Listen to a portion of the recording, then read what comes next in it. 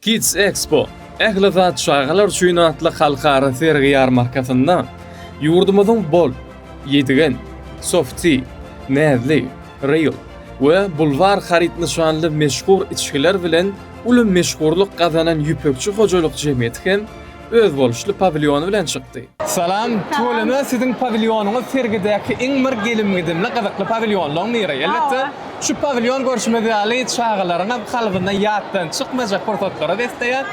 Indi ýüpekçi bilen çağalaryň şeýle ysnaşmagynyň sebebi nämedik?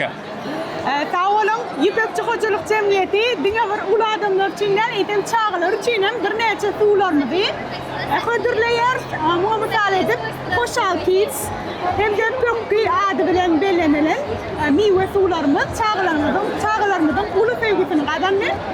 Elbetde biz şeýle de eşitdik. Bu gara çaýyňyz täze redesign, täze döwrawak dizayn bilen halkymyza ödürlenýär. Şu barada daýdaýsaňyz. Hawa dogry belläp geçdiňiz.